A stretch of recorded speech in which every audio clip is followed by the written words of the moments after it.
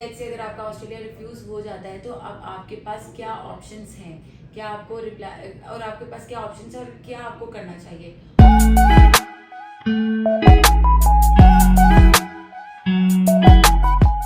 अस्सलाम वालेकुम everyone, this is Amaima Iftikhar, chief executive officer of Upmark, and in this video we are going to discuss about very interesting topic जो कि मेरे ख्याल से डिस्कस होना चाहिए। अभी बहुत सारे जैसे लोग हैं जिनको लगता है कि ऑस्ट्रेलिया में अगर अभी अप्लाई करेंगे तो वो रिफ्यूज्ड ही होगा। इसको मैंने वैसे पिछली वीडियो में डिस्कस कर लिया, वो आप लाजमी देख लीजिएगा। लेकिन अगर लेट्स से अगर आपका ऑस्ट्रेलिया रिफ्यूज हो जाता है तो अब आपके पास क्या ऑप्शंस हैं, क्या आपको रिप्लाई और आपके पास क्या ऑप्शंस है और क्या आपको करना चाहिए। ऑल्सो ऑस्ट्रेलिया रिफ्यूजल्स के क्या मेन रीजंस हो सकते हैं, तो ये 3 पॉइंट्स इस वीडियो में डिस्कस करेंगे। Let's get started. Before getting started I would say कि आपने अगर अभी तक हमारे चैनल सब्सक्राइब नहीं किया तो do it right now. So let's move forward to our topic. हमारा जो टॉपिक है वो टोटली बेस्ड है ऑस्ट्रेलिया रिफ्यूजल पे। ऑस्ट्रेलिया रिफ्यूजल जो है वो हमने देखा है कि ऐसे ग्राफ होता है, एकदम ज़्यादा जाता है, फिर नीचे आता है, फिर ऊपर जाता है, फिर नीचे जाता है। It's not like consistent. आपका ये ग्राफ जो है वो इनकन्सिस्टेंट ही रहेगा रिफ्यूजल्स का, फिर उसके बाद एक्सेप्टेंस का एंड ऑल।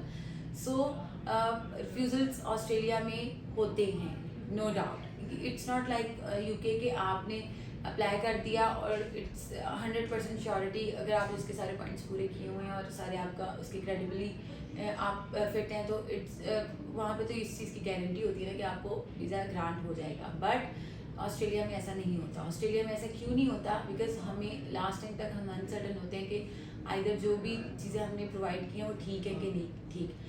अब होता क्या है, जो मैं ये समझती हूँ कि ऑस्ट्रेलिया के इतने रिफ्यूजल्स की वजह क्या है। सबसे पहला, इरेलीवेंट कोर्स। ठीक है, बच्चों ने बहुत डिफरेंट बैकग्राउंड से वो बिलोंग कर रहे होते हैं, बट उन बाद में जो वो एक स्पेसिफिक कोर्स के पीछे पड़ जाते हैं। ठीक है, जैसे प्रोजेक्ट मैनेजमेंट में ऐसे ऐसे लोग चले जाते हैं कि जिनको ये भी नहीं पता होता कि इसके आउटकम क्या है। तो इसी तरह से आपने जब इरेलीवेंट कोर्स चूज़ किया होता है अपनी डिग्री से, वो आपकी डिग्री से, आपकी प्रीवियस एजुकेशन से, आपकी एकेडमिक हिस्ट्री से और आपके फ्यूचर प्लान से बिल्कुल भी मैच नहीं कर रहा होता, तो ये एक उनके लिए रेड फ्लैग है। बिकॉज ऑब्वियसली अगर आप खुद सोचें कि एक स्टूडेंट है जो कि मिलियंस लगाकर पाकिस्तान से वहाँ ट्रैवल कर रहा है, वो भी इतनी बुरी इकोनॉमिक सिचुएशन जो पाकिस्तान की इस टाइम चल रही है, इतनी बुरी पॉलिटिकल सिचुएशन जो इस टाइम पाकिस्तान की चल रही है, उसके बावजूद वो इतना इन्वेस्ट करके अगर वो जाता है, लेकिन अगर वो उसकी कोर्स उसकी चॉइसेस को देखता है और उसको बहुत ज़्यादा इरेलीवेंसी नज़र आती है, तो वो कभी भी उस बच्चा उसके लिए रेड फ्लैग ही रहेगा। वो कभी भी उस बच्चे को पॉजिटिव तो नहीं लेगा ऑब्वियसली। और इसके अलावा मैं ये समझती हूँ कि जो दूसरी रीज़न है वो आपके जीटी प्रोसेस से गो थ्रू ना होना। होता क्या है कि समटाइम क्या मैं बहुत ज़्यादा ये चीज़ देख रही हूँ कि ऑन पर्पस बच्चे उस यूनिवर्सिटी में अप्लाई करते हैं जहाँ पे जीटी रिक्वायरमेंट नहीं होती, जहाँ पे आपको जीटी डॉक्यूमेंट्स प्रोवाइड नहीं करने पड़ते।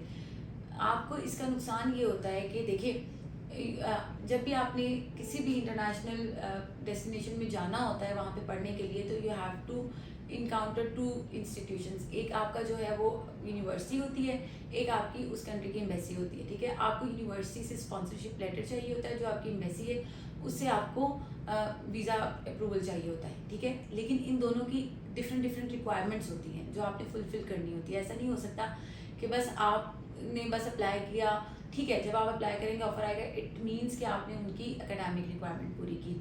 जब आप अप्लाई करेंगे आप उनकी इंग्लिश रिक्वायरमेंट मीट करेंगे, फाइनेंशियल रिक्वायरमेंट मीट करेंगे, तो इसका मतलब आपने उनकी सारी रिक्वायरमेंट, आपने उनके स्टूडेंट स्पॉन्सरशिप की रिक्वायरमेंट मीट कर लिया। अब आपको वो स्पॉन्सरशिप लेटर जो है वो दे देंगे, जिसको ऑस्ट्रेलिया में सीओई कहते हैं। ठीक है, ये सिर्फ यूनिवर्सिटी ने आपको स्पॉन्सरशिप लेटर दिया है, देयर इज़ नो गारंटी। हाँ, अगर ये बात यूके में अगर आपका कैश आ जाए तो इट्स अ गारंटी कि आपको वीज़ा भी मिल जाएगा। बट अगर हम ऑस्ट्रेलिया में करें, देयर इज़ नो गारंटी कि आपने जो है वो आपको वीज़ा अप्रूव होगा कि नहीं होगा। होता क्या है कि जो हमारा यूनिवर्सिटी के साथ इंट्रैक्शन होता है, हम उसको बस कोशिश करते हैं कि जीटी ना हो, ये ना हो, फलाना ना हो, फलाना ना हो, तो हम वहाँ से सीओई तो ले लेते हैं और हमारा जो दिल में आता है हम डॉक्यूमेंट्स अपलोड कर देते हैं at the time of visa application. जिसका नुकसान ये मिलता है कि आपको माशाल्लाह से रिफ्यूज़ हो जाता है। ठीक है, और रिफ्यूज़ल के बाद फिर आपको समझ नहीं आ रही होती क्या करना है।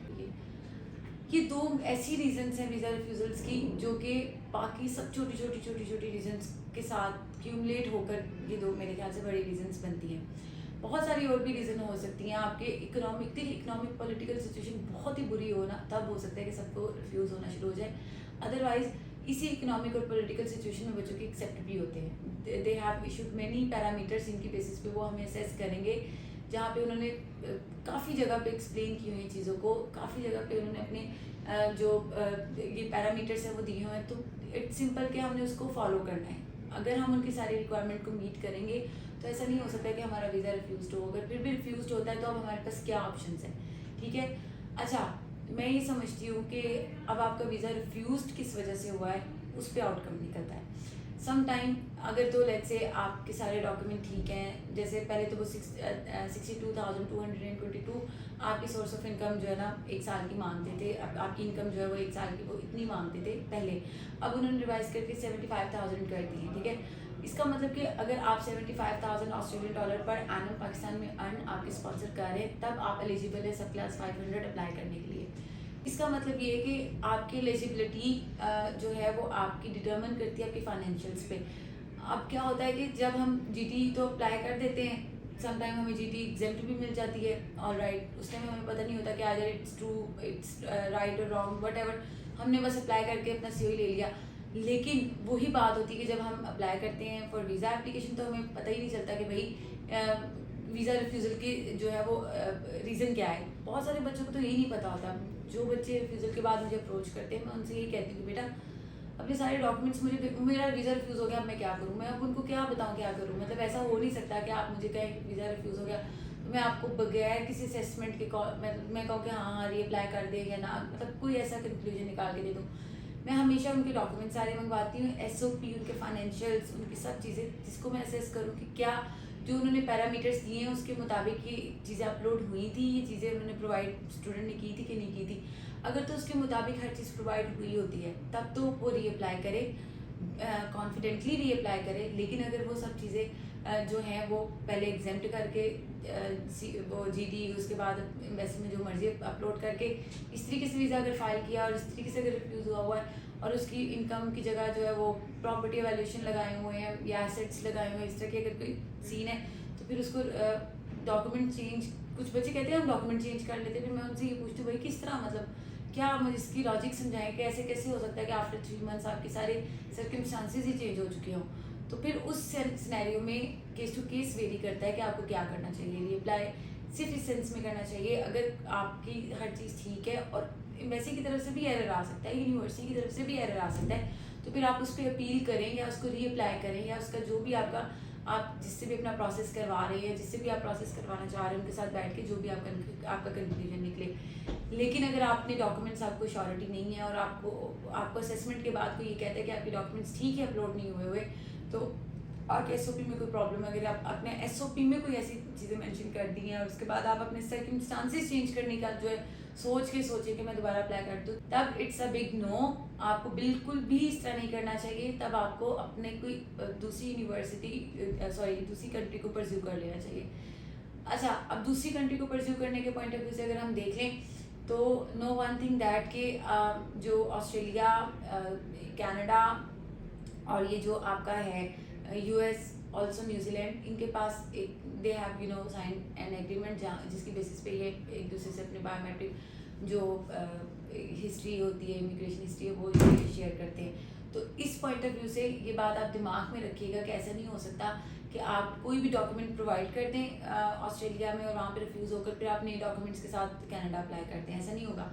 कनाडा, यूएस भी आपने तभी अप्लाई करना है जब आप कॉन्फिडेंटली ये बात आपको पता हो कि जो भी आपने चीज़ें अपलोड की थी वो ठीक अपलोड की थी, वो आपने अकॉर्डिंग टू रिक्वायरमेंट अपलोड की थी, तब आप वहाँ पे सेम डॉक्यूमेंट्स और सेम सर्कमस्टांसेस के साथ अप्लाई करें। अदरवाइज ऐसा नहीं हो सकता कि वहाँ पे कुछ, तो ये आपके लिए बहुत बड़ी प्रॉब्लमेटिक बात है। इसी तरह से अगर आपने वही आपके डॉक्यूमेंट्स ख़राब हैं, आपके डॉक्यूमेंट्स पूरे नहीं हैं, आपने आपकी इनकम कम है या इस तरह की सब चीज़ें, तब आपको यही मशवरा है कि आप बाकी कंट्रीज़ में भी अप्लाई मत करें फॉर सम टाइम पीरियड, क्योंकि कुछ टाइम के बाद बाकी सर्कमस्टांसेस चेंज हो चुके होते हैं। 2 साल बाद, 3 साल बाद अगर आपने बैचलर्स के लिए अप्लाई किया, बैचलर्स के लिए आपको रिफ्यूज़ल मिल गया है, तो आप वेट करें, आप मास्टर्स के लिए अप्लाई कर लें, ठीक है। बैचलर्स आप किसी और कंट्री से कर लें, किसी और कंट्री से नहीं करना तो पाकिस्तान से कर लें। लेकिन कुछ लोगों का होता है कि नहीं जाना ही बाहर है, तो फिर आपके पास यूके ऑप्शन है, मिडिल ईस्ट के ऑप्शन है, आपके पास यूरोप के ऑप्शन है, आपके पास बहुत सारे ऑप्शन हैं जिनको आप एक्सप्लोर कर सकते हैं।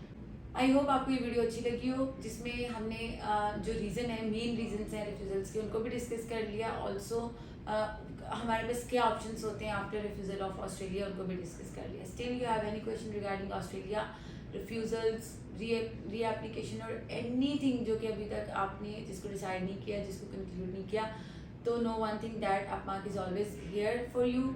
आप हमें डिजिटली भी अप्रोच कर सकते हैं। Also you can visit our office as well. आपका कोई भी क्वेश्चन हो, we are always available to answer that. Thank you so much for watching this video. अल्लाह हाफिज़।